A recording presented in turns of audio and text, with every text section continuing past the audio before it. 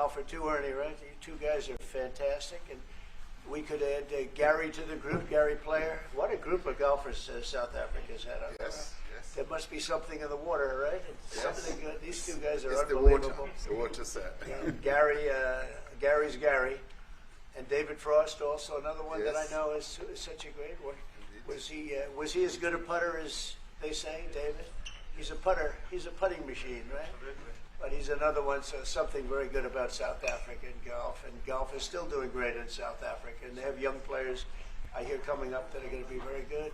But it's an honor to have you here, and my friend, it's an honor to have you, one of the greatest businessmen in South Africa and long beyond. Thank you for being here. It's very, very great honor. Appreciate it. So we're going to be discussing certain things. As you know, we have the G20 is going to South Africa. When is that going to be? In November. In November. Thereafter, I hand over to you. And yes, we have it next you year. originated the G20, so I'll hand over the baton to you, Right. and then you lead the That's G20. right. We're going to have it. Yeah. We're going to have it the following Yeah. year. Yeah. So we'll be discussing many things, and some of the things you've been reading about in the papers Yes. and the media. And I would say that, look, the president is a truly respected man in many, many circles, and in some circles he's considered a little controversial. But we're going to be discussing some of the things that are taking place in South Africa and see if we can help. And we want to help. And we've had a long relationship with South Africa. I have, because indirectly I have so many friends that live there. I have a lot of friends. I mean, these are famous guys, but I have a lot of friends that live there that are tremendous people. And we'll be discussing that. We'll have a nice conversation. And I really appreciate that you guys came along. It really helps us in our thought process. But it is a great honor to have you, and I appreciate you called. He called. I don't know where he got my number, but I picked up.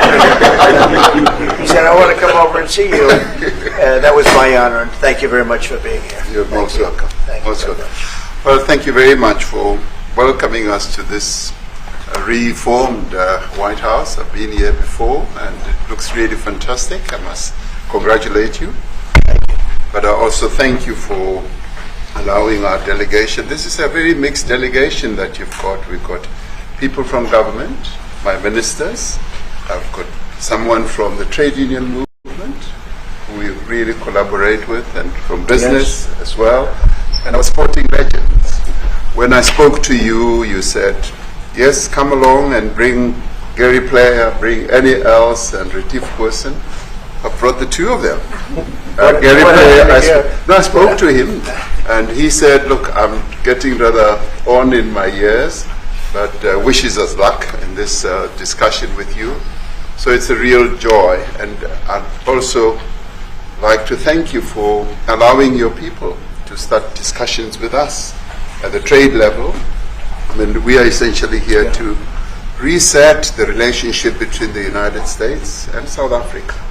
We are long-standing partners in many, many ways. We've collaborated in many fields, in space issues, in energy, and in trade, and we therefore need to reset that, particularly in the light of some of the announcements that you made on trade and investment.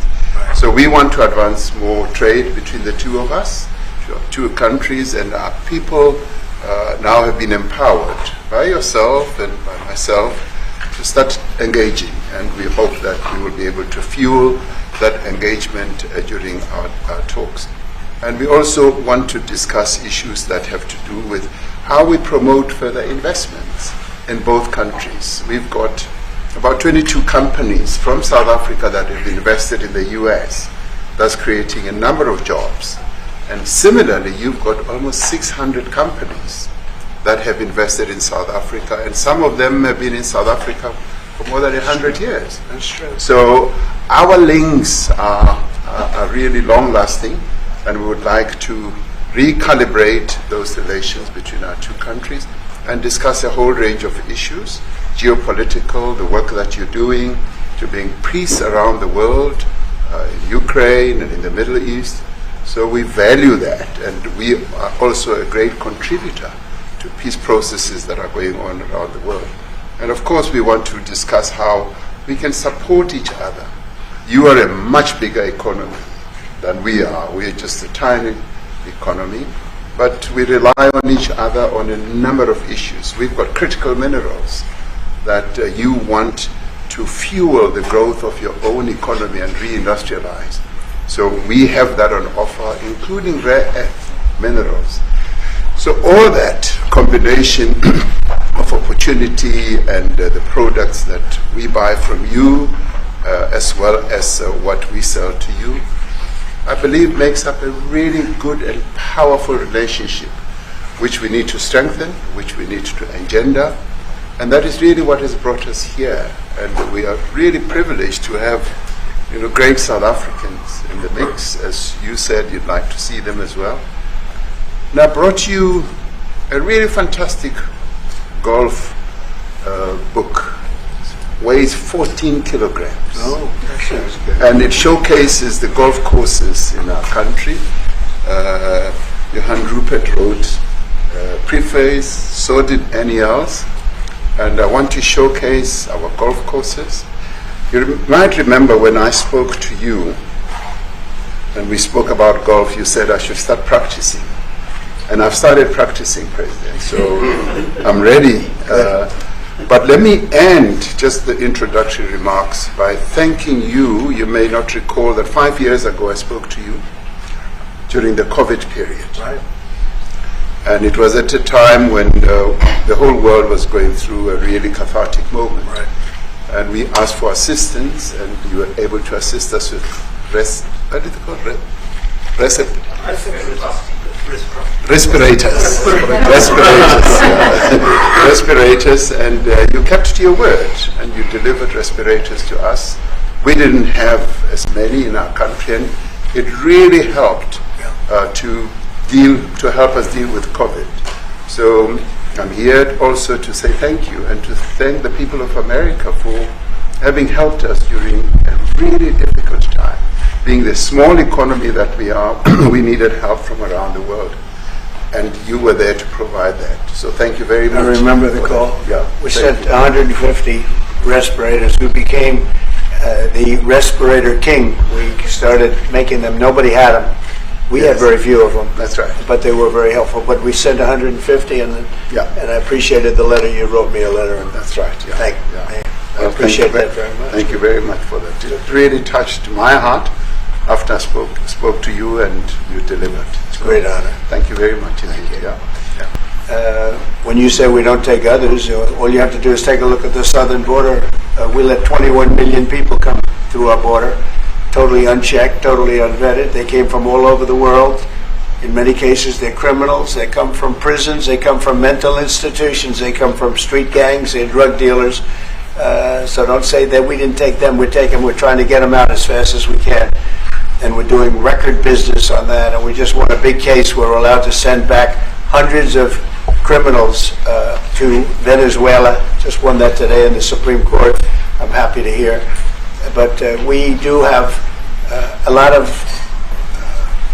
people are very concerned with regard to South Africa, and that's really the purpose of the meeting, and we'll see how that turns out. But we have many people that feel they're being persecuted, and they're coming to the United States. So we take from many locations if we feel there's persecution or genocide going on.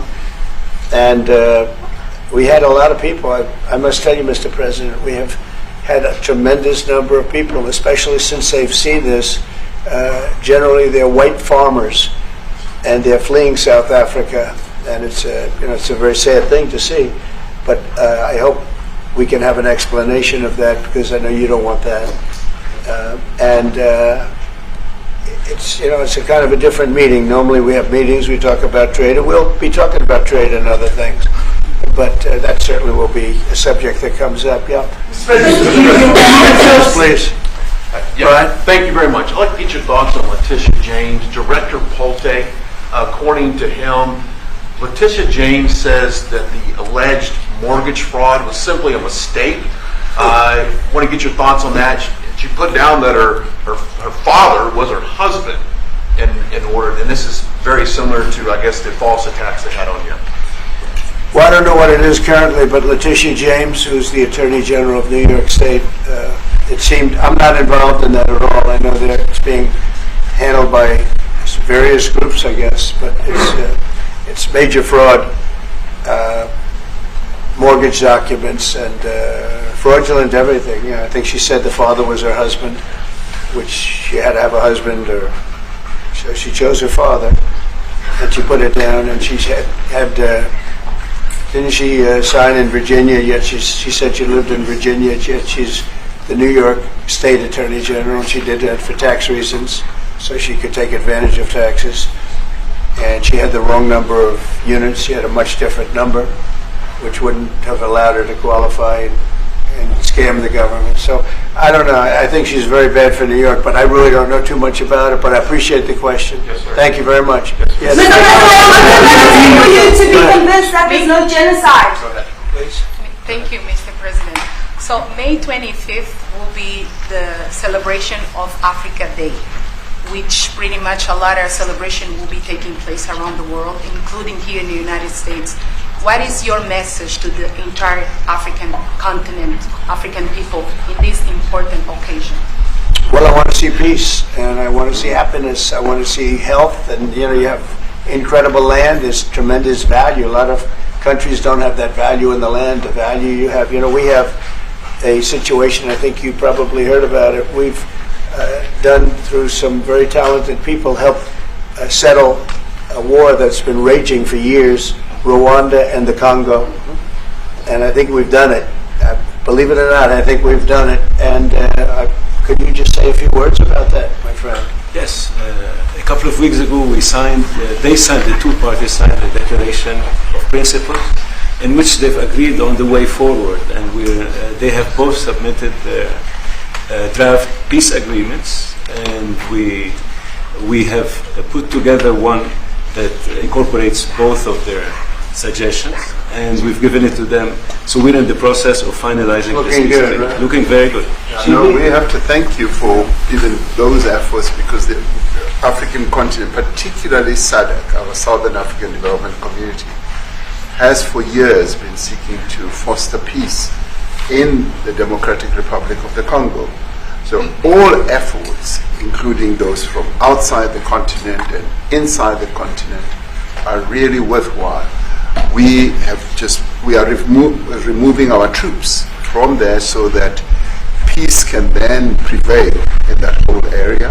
And we hope that with the support of the international community, we will really have peace in that area. It's so vital, it's so important for the whole region. Well, we sent our people there, and I think we did a very good job, as headed by my friend, and that was great. That was great. I mean, I'm just hearing phenomenal reports, because all I'm hearing is death, and they're chopping heads off, and it's horrible over there.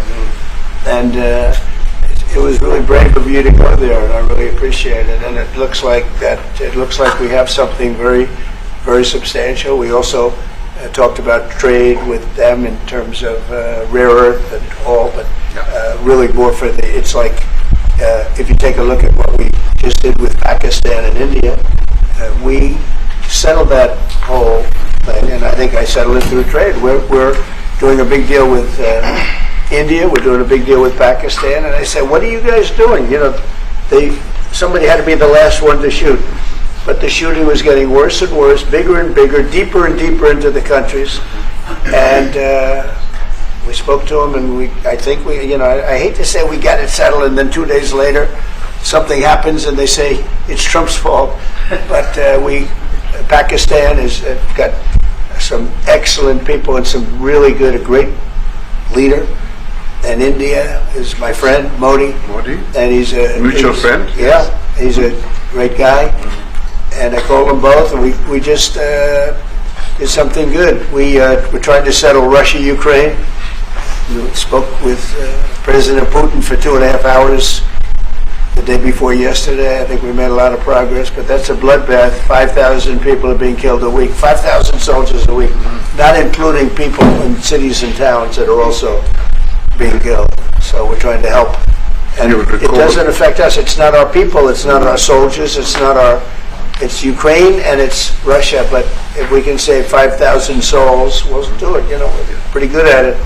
But that's a bad situation. That is a really bad situation. Well, you'd recall when President Zelensky was coming to South Africa, that's when I spoke to you. That's right. We both agreed that we need to push the peace message so that there can really be peace.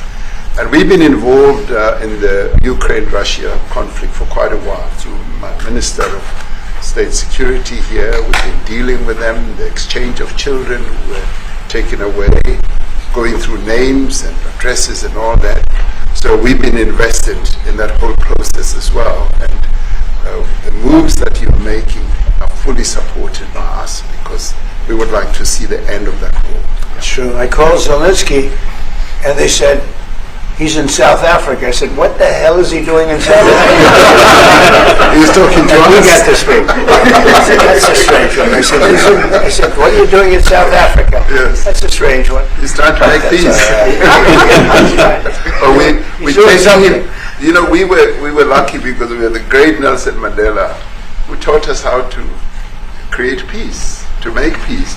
So we were imparting some of those lessons to him, some of those learnings, and I specifically mentioned to him that this is how Nelson Mandela taught us that when you want to have a peace in a country, do it on an unconditional basis and sit down and talk. And that's precisely what I'm sure he's going to heed. Well, we're going to see what happens with that one. It's there's a lot of hatred. Yeah. There's a lot of death. It's a bloodbath. It is. I get the Unfortunately. I get the satellite pictures of that field, of that killing field. Mm-hmm. You never saw anything like it in your life. Yeah. It's horrible. It's a horrible thing that it goes on, but I think we've made big progress. Sir, on the Yeah, please, go ahead. Thank you, Mr. President. Gaza No, not you. is a bit- Right here. He's from South Africa. Yeah, from Go ahead, South please. Africa. What are you expecting on the ICJ case? Are you expecting South Africa to drop that? Is that what you're trying to raise? On which case? The ICJ case against Israel? Criminal Justice. International Criminal Court. I don't expect anything, to be honest. I really don't. I don't know. It's they've got a case. There's a lot of anger there, tremendous anger. I don't expect anything. We'll see what happens. We'll have a ruling, and who knows what the ruling is going to mean. Yeah. On that subject of Gaza, Mr. President, are you going to be speaking to Prime Minister Netanyahu about Israel's renewed offensive there? There's been a lot of concern from European countries. The Pope has expressed concern. Are you going to be asking Prime Minister Netanyahu to tone down the offensive in Gaza, to let more aid in? Was that a question or a statement? It's a question. This guy's, you never change. Mr. President, this side, what will Please. it take for you to be convinced that there's no white genocide in South Africa? Well, I can answer that for the President. It's for him. I'll say rather have him answer. I'm going to answer that. It will be. Our President will respond to you. Yeah, let me, Thank you, Mr. President. it will take President Trump listening to the voices of South Africans, some of whom are his good friends, like those who are here. When we have talks between us on around the quiet table, it will take President Trump to listen to them. I'm not going to be repeating what I've been saying. I would say if there was Afrikaner farmer genocide, I can bet you these three gentlemen would not be here, including my Minister of Agriculture. He would not be with me.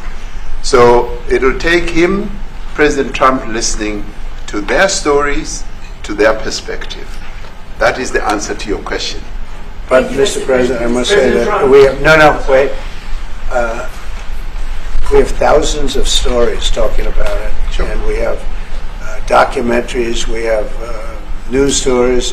And is Natalie here, somebody here to turn that? I could show you a couple of things. And it has to be responded to. Yeah, sure. Let me see the articles, please, if you would. And turn the lights down. Turn the lights down and just put this on. It's right behind you. Johan. There's nothing this parliament can do. With or without you, people are going to occupy land. We require no permission from you, from the president, from no one. We don't care. We can do whatever you want to do. Who are you to tell us whether we can occupy land or not? We are going to occupy land. Yes. South African occupy land. That's who we are. Honorable member, can withdraw my membership from this useless parliament. Honorable. Yes, honorable member. Must never be scared to kill. A revolution demands that at some point there must be killing, because the killing is part of a revolutionary act. Shoot to kill. Yamasa. Kill the poor, the farmer. Kill the poor, the farmer. Brr, pa, pa, brr, pa, pa. To kill. Yamasa. Kill the poor, the farmer. Kill the poor, the farmer. The mayor of DA in PE is a white man. So these people, when you want to hit them hard, go after a white man. They feel a terrible pain because you have touched a white man. Not because Mashaba and Soli will not be touched. They will be touched, don't worry. But we are starting with this whiteness. We are cutting the throat of whiteness. It's that. Shoot to kill. Yamasa. Kill the poor, the farmer. Kill the poor, the farmer. Brr, pa, pa, brr, pa. Shoot to kill. Yamasa. Kill the poor, the farmer. Kill the poor, the farmer. Brr, pa, pa, brr, pa, pa. I don't know what's going to happen in the future. I'm saying to you, was not called for the killing of white people, at least for now. I can't guarantee the future. Yeah, but I mean, you'd understand somebody watching that, especially as it gets shared on Twitter, they freak out. It sounds like a genocidal But they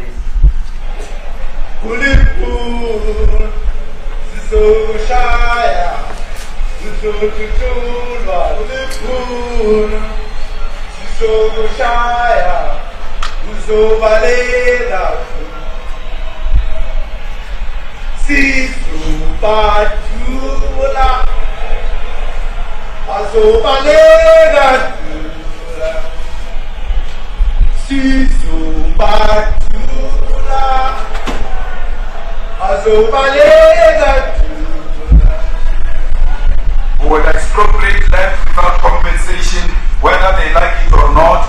If they object, they can seek refuge in America.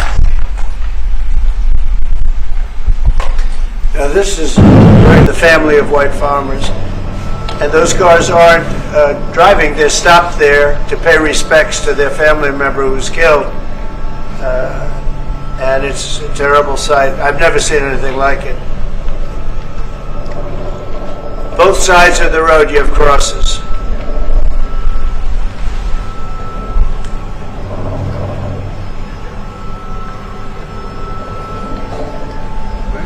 Those people were all killed.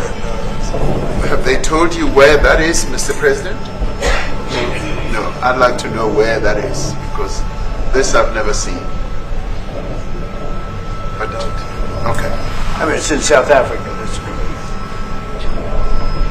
We need to find out.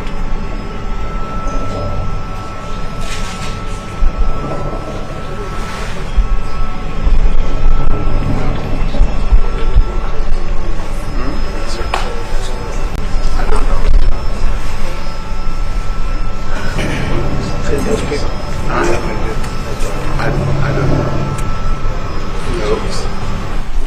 Okay.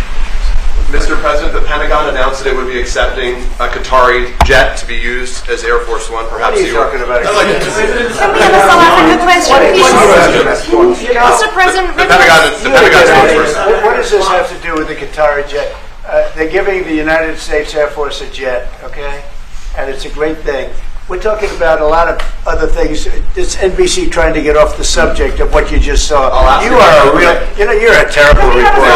Number one, you don't have what it takes to be a reporter. You're not smart enough. But for you to go into a subject about a jet that was given to the United States Air Force, which was a very nice thing, they also gave $5.1 trillion worth of investment in addition to the jet.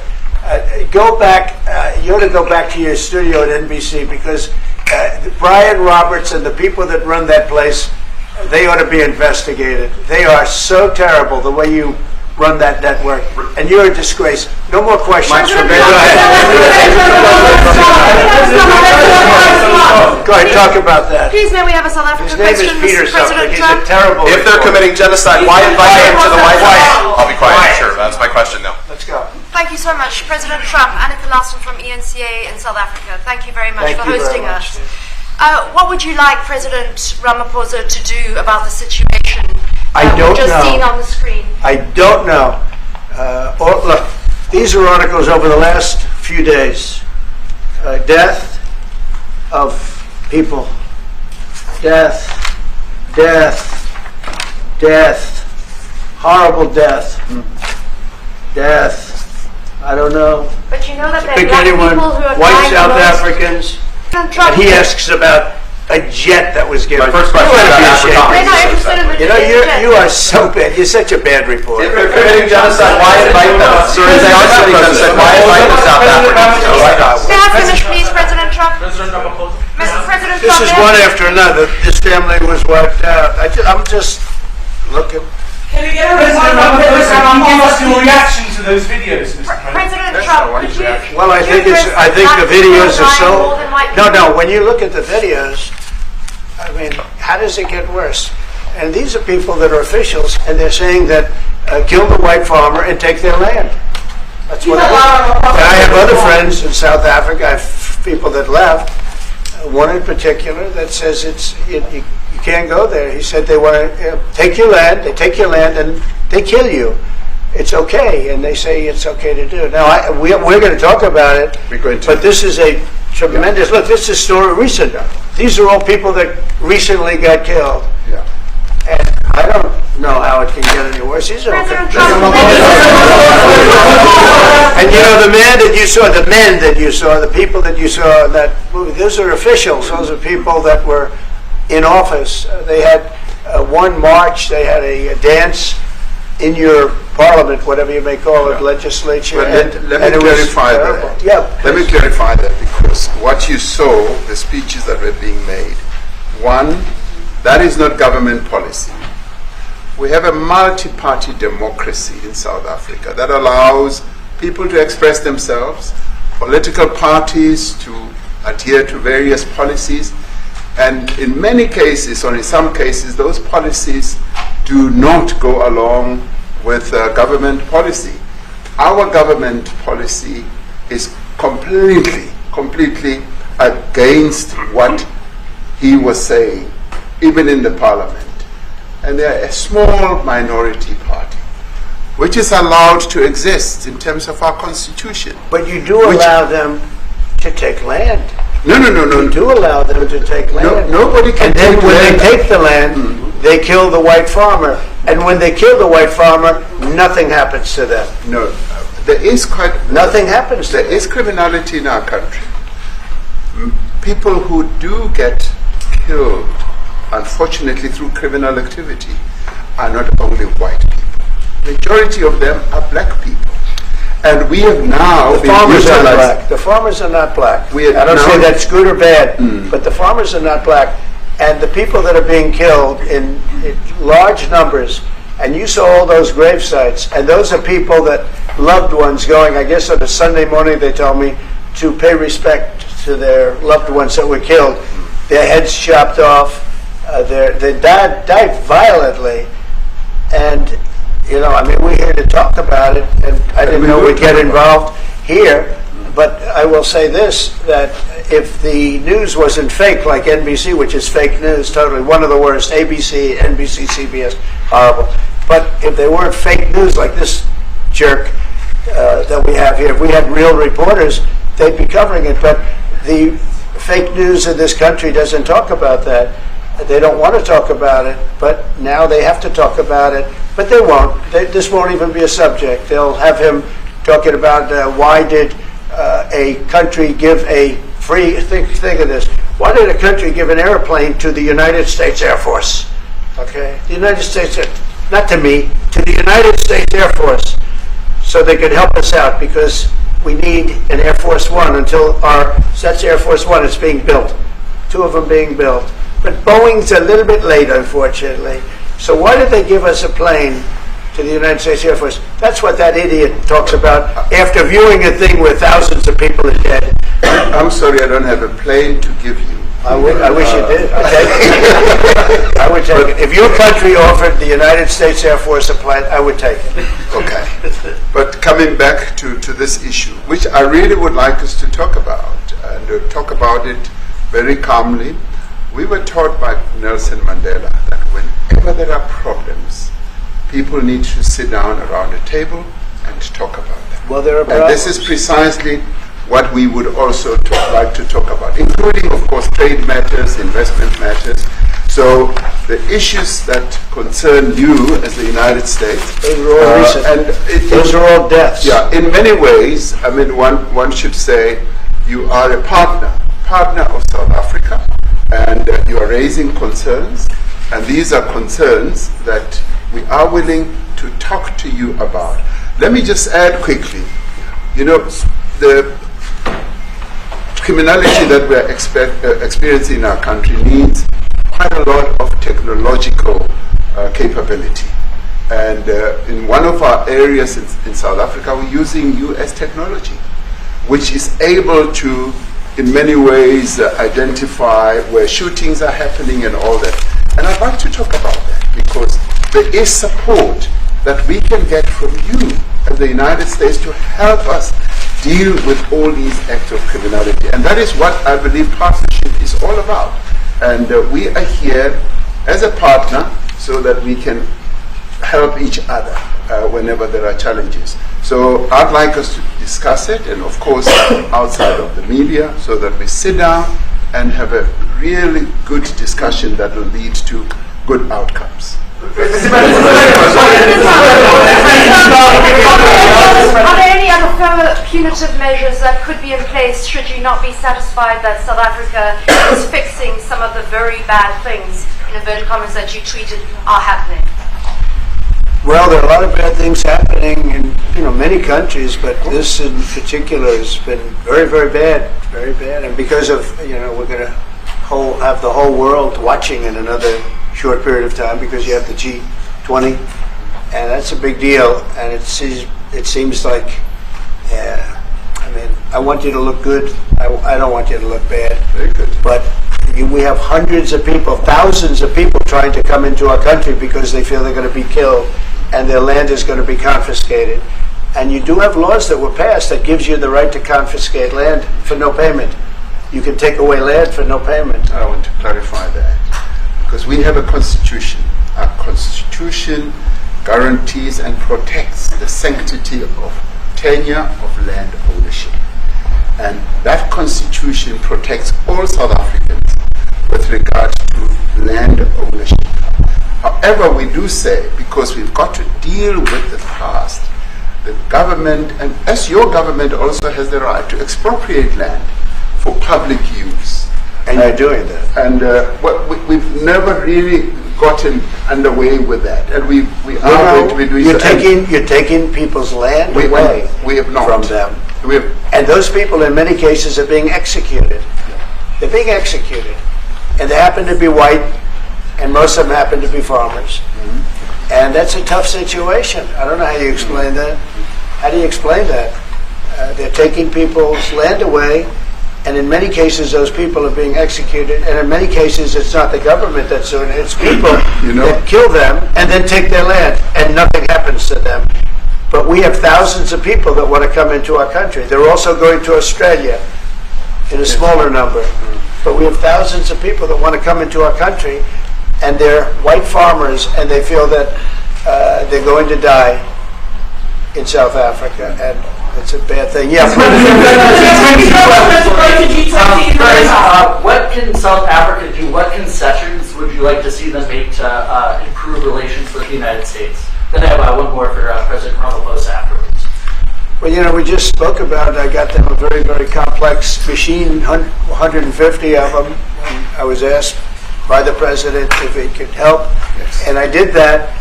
And I have great feeling for all countries. I deal with all countries, but I have a great feeling for South Africa because I have friends. I have a couple of friends, a few friends here today. I have many friends from South Africa, but many of those friends are not. They can't go back. I have Elon is from South Africa. I don't want to get Elon involved.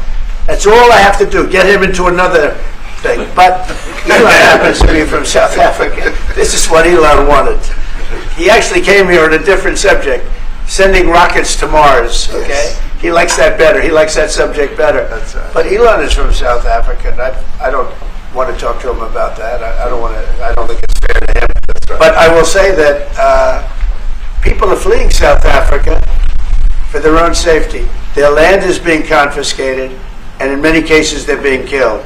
And that scene of, you see how many crosses they have. Those crosses, that's a dead person in every one of them. And those trucks or cars are paying their respects to all of those dead people on a Sunday morning. That's a rough thing to explain away. And the problem we have, and the way, a correct and a fair media exposes things. But we have a very corrupt media. They won't even report this. If this were the other way around, it would be the biggest story. Now, I will say apartheid, terrible. That was the biggest story. That was reported all the time. This is sort of the opposite of apartheid. What's happening now is never reported. Nobody knows about it. All we know is we're being inundated with people, with white farmers from South Africa. And it's a big problem. Marco Rubio was telling me he's never seen anything like it. The numbers of people that want to leave South Africa because they feel they're going to be dead first. Yes, if I could just ask you a question. 72% of farmers in your country are white. If they flee, do you feel that maybe the economy could collapse? You may not have a gap to fill in those people that need to replace those farmers. I'd like my Minister of Agriculture, who is white, who comes from an opposition party to mine, who's joined my government at my invitation to address this very issue, including the question that you just raised. John? Thank you very much, Mr. President. Yeah. And Mr. President, thank you for welcoming us to the White House. I would say we have a real safety problem. I don't think anyone wants to candy coat that. And it requires a lot of effort to get on top of it. It's going to require more policing resources. It's going to require a different strategy to be able to deal with it. But certainly the majority of South Africa's commercial and smallholder farmers really do want to stay in South Africa and make it work. And I've just come from the largest agricultural show in the Southern Hemisphere with organized agriculture and farmers, and the majority of them want to stay. But they too there have a memorial to those who've died as a result of farm attacks. And as the Minister of Agriculture, it is something that I'm particularly exercised with my colleagues at police and my colleagues in the justice cluster to start making farm attacks and stock theft a priority crime. And it affects all farmers in South Africa, particularly stock theft. It has a disproportionate effect on smallholder black farmers. I also want to just say this, that the two individuals that are in that video that you've seen are both leaders of opposition minority parties in South Africa. Mkhonto Wesizwe under Mr. Zuma and the economic freedom fighters under Mr. Malema. Now the reason that my party, the Democratic Alliance, which has been an opposition party for over 30 years, chose to join hands with Mr. Ramaphosa's party was precisely to keep those people out of power. We cannot have those people sitting in the union buildings making decisions. And that is why after 30 years of us exchanging barbs across the floor in Parliament and trying to get one over on each other, we've decided to join hands precisely to keep that lot out of government. Because the day they get in to the doors of the union buildings in South Africa or control of our parliament, that's what you're going to see. And that is why this government, working together needs the support of our allies around the world so that we can strengthen our hand, grow our economy, and shut the door forever on that rabble getting through the doors of the union buildings, because then South Africa's future would be... So you denounced that type of language in the video that you saw? Oh yes, we've always done so. As government, as my own party, we are completely opposed to that. We, in 1955, adopted a document which said South Africa belongs to all who live in it. But why wouldn't you arrest that man? That man said, kill the white farmers, kill the white farmers. And then he danced, and he's dancing, and it's kill the white farmers. I'm not sure, but I think if somebody got up in Parliament and started saying kill a certain group of people, he would be arrested very quickly. That man is going all over South Africa, and that's not a small party. That was a stadium that holds 100,000 people, and I hardly saw an empty seat. That's a lot of people. That's a lot of representation. And those crosses, we have dead white people, dead white farmers, mostly. And you take a look at Australia. They're being inundated, and we're being inundated with people that want to get out. And their farm is valueless. It's valueless. And they just want to get out with their life. And this is a very serious situation. And if we had a real news or real press or media, we don't have that, because they won't talk about this, because they're all guys like that idiot. But if we had a real press, it would be exposed. And you know, the beauty of exposing it is it's like a cleansing action. When it gets exposed, it'll get fixed. That's when it'll get fixed. But people don't talk about it. And I'll tell you who's talking about the thousands of people that are fleeing South Africa right now. We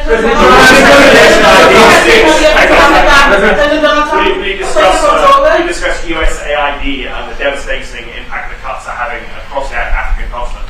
Yeah, well, it's devastating, and hopefully a lot of people are going to start spending a lot of money. And I've talked to other nations. We want them to chip in and spend money too. And we've spent a lot, and it's a tremendous problem going on in many countries. A lot of problems going on. The United States always gets the request for money.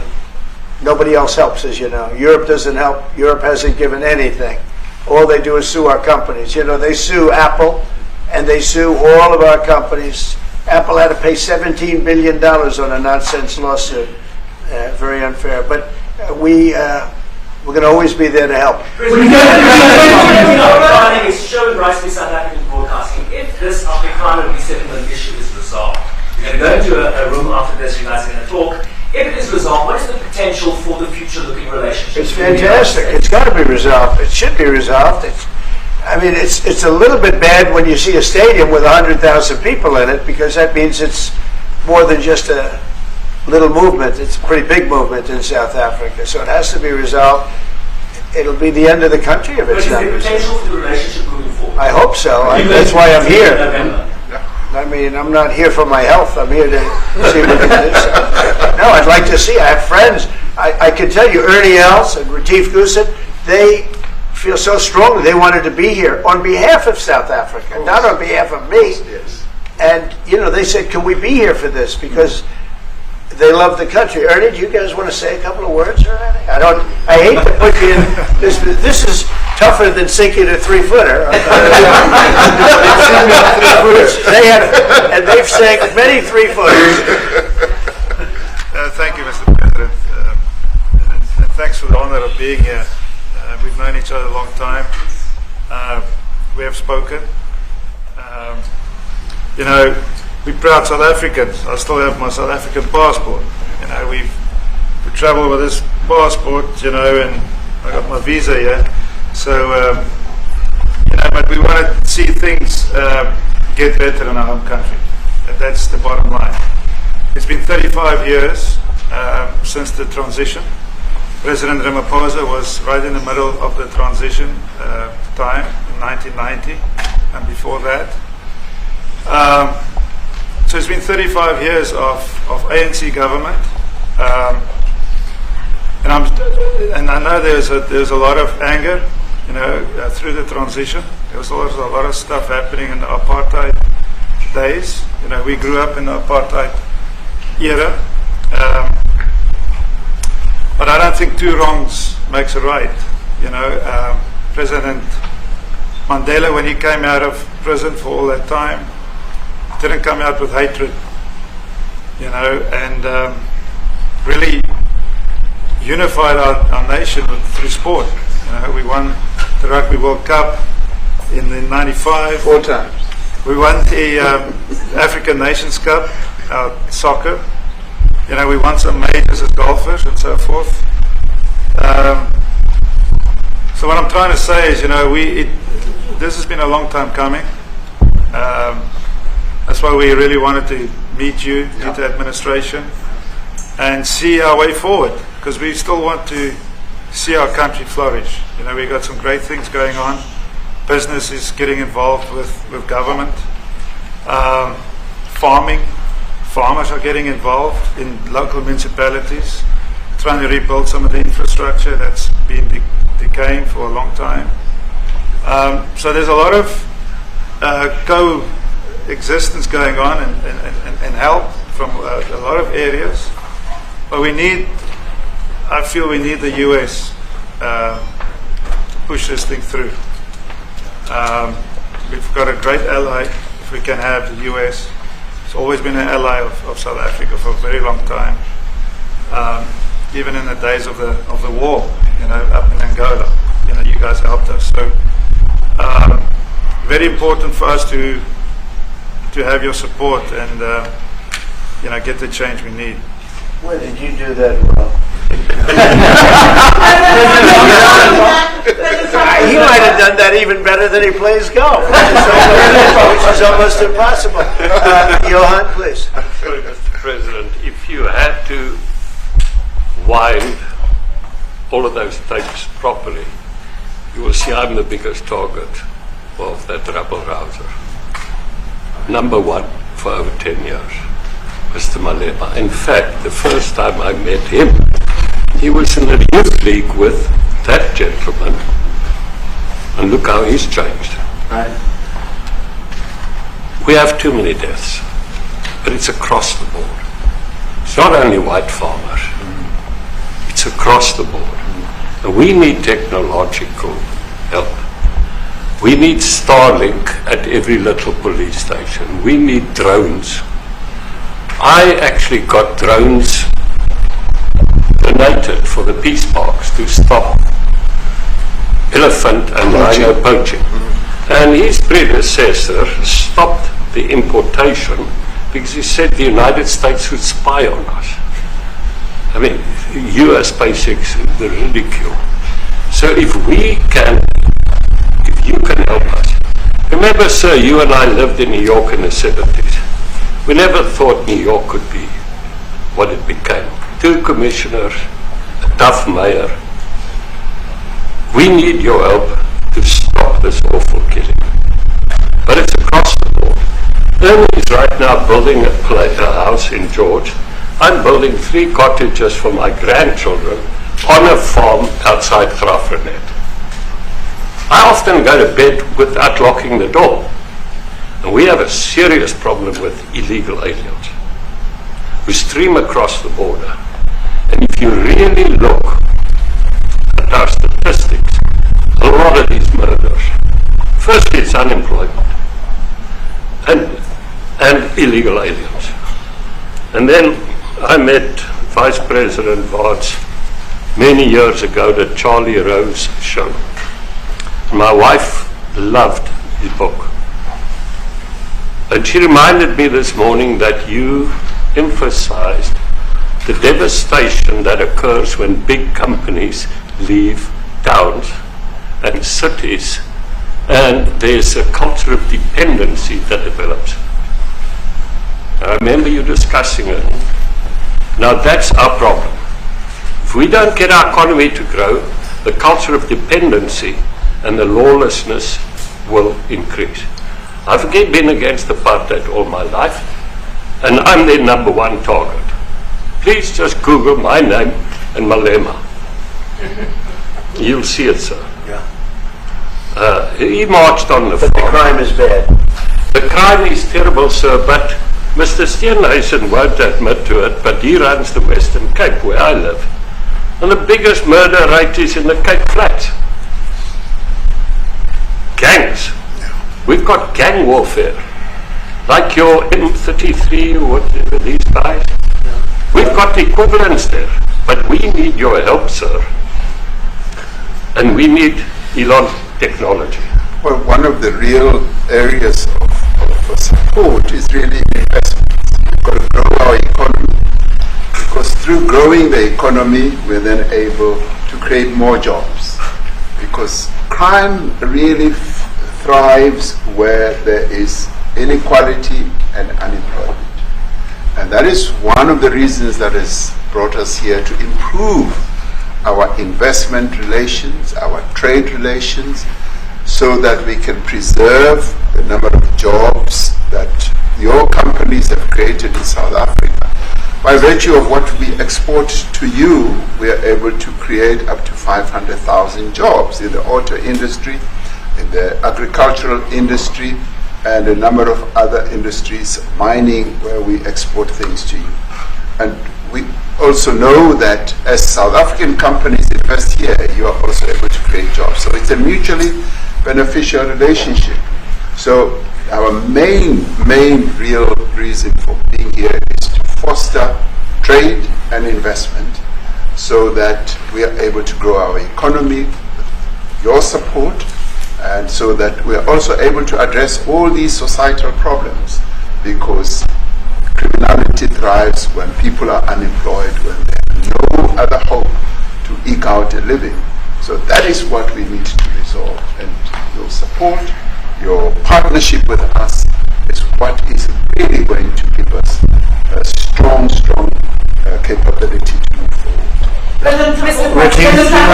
Excuse me, do you have anything to say? I mean, I don't want to leave you out. You know, the guy won 3 or 4 majors. 3 or 4? Only 2. That's a lot. By the way, 2's a lot. A lot of tournaments you won too. Do you have anything to say? Yeah, thank you, Mr. President. President Ramaphosa. I grew up in an area in South Africa that is a farmland area, Polokwane. And there is some issues up there. Obviously, my dad was a property developer as well as a part-time farmer. And yeah, some of these buddy farmers got killed. The farm is still going. My brothers run it. But it's a constant battle with farms they're trying to burn the farms down to chase you away. So it is a concern to try and make a living as a farmer, and at the end they, without farmers, there's no food on the plate. So we need the farmers to produce the food. Farming, right? He wouldn't do it. He wouldn't even want to do what you're doing, right? They love farming. They don't want to leave.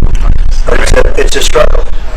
Yeah, and food and fresh water is the most important thing in life. Without those 2 things, we can't survive. How is the water there? The water is great. Obviously, all the water comes out of the borehole, out of ground for us down there. But yeah, it is a battle to get the water out sometimes when all the equipment gets stolen all the time that you're trying to get the water out. So does your family and your brother, do they feel safe on the farm? They live behind electric fences, try and be at night safe. But it is constant whenever you leave that something could happen. And there's nowhere to live. Both of them has been attacked in their houses. My mom's been attacked in her house when she was 80. So it is difficult. But the guys live a great life despite everything going on. Something. President Trump, I brought along the president of the largest trade union in our country, Ziggy Solosi, because she leads many workers, more than 1 million, 2 million workers, and maybe we should give her a chance to say something because she's come all the way to join us. Thank you very much, Mr. President Trump, Thank you. for having us, and President for extending the invitation to us as organized labor. And I must say that we are here to support the initiative that has been made by our government with business, of course, as organized labor. We've been coming to Washington on the AGOA trade relations in the previous regime.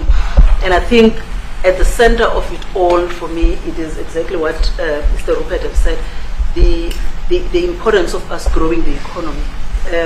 We have always emphasized when we were here and kept on coming and negotiating on AGOA that the 600 US companies that are based in South Africa, as you said, President Ramaphosa, 500,000 jobs will be wiped out. We need more foreign direct investment in our country. We are not just talking about those that will lose employment, but we are talking about over 40% of people that are unemployed, that have no hope of ever finding a job. And we think that, correctly, as they have said, that we need to deal with the issue of porous borders in our country, so that everyone that comes in is documented. We also need to, and I would have thought that the minister would address the issue of land expropriation and how the policy works in South Africa. Recently, President, as you were preparing to come here on the news, in, I think it was in Natal, there was a handover of farms. And white farmers were saying, we are donating the land, but also there is a willing buyer, willing seller in South Africa. So there is no expropriation without compensation. But it is a willing buyer, willing seller. And that white farmer was even saying, President, that the government is even paying more in buying the land than what the land is worth of. And I think those are the realities, President, that we must say that we need to address, of course, but also the importance of agriculture linked to AGOA. People rely on it, and I think, as Retief have said, for survival and living. But lastly, for me, President, is also the issue of the crime statistics. There is no doubt about it that we are a violent nation, you know, for a number of reasons, and we're not condoning anything. But also, if you go into the rural areas where black majority are, you would see women, elderly, being raped, being killed, being murdered. And these are black elderly women that would be found throat slits, raped multiple times, and all of that. And the problem in South Africa, it is not necessarily about race, but it is about crime.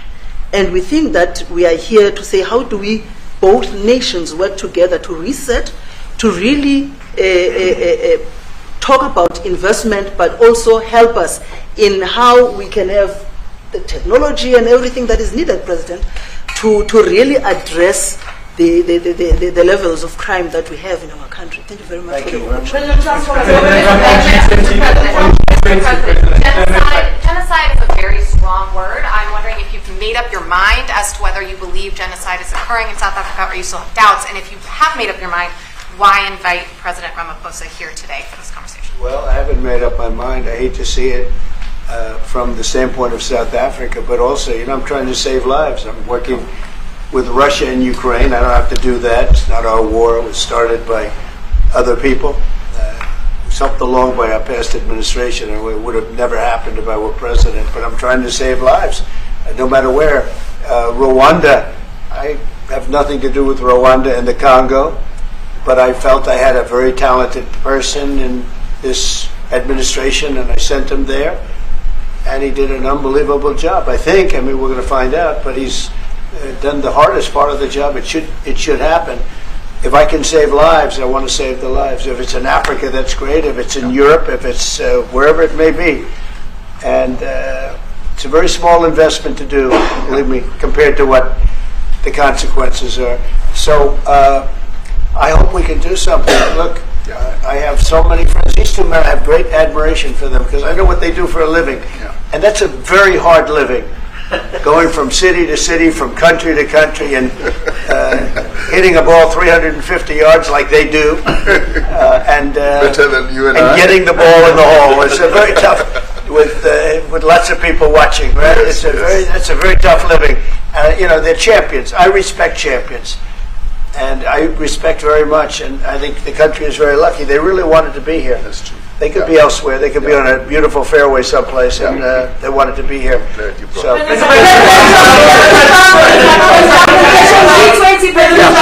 My name is Yanda Mhobo from Newsroom Africa in South Africa. How important is it for the United States to be at our G20 summit in November, given the relationship between our two countries? You've just heard what has been said to you just now.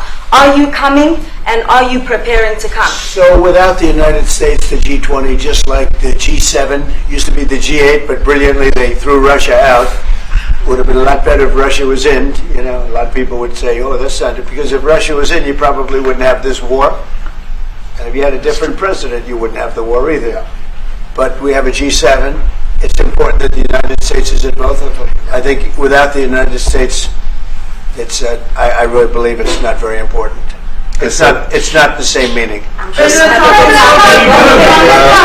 I said to President Trump, the U.S. really originated the G20.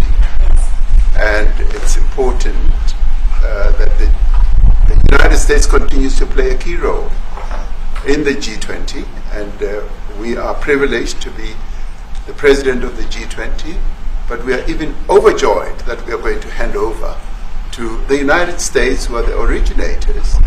And for that reason, I expect the United States to continue playing the leadership role in the G20 together with other countries. And I've said when I initially spoke to President Trump on the phone, I want him to come to South Africa for a state visit, and I also want him to come and participate in the G20. And I want to gladly hand over to President Trump to take the leadership of the G20 forward in November. Thank you very much. Thank you very much. Thank you. What is it going to take to convince you? You don't want to leave. I like you so much.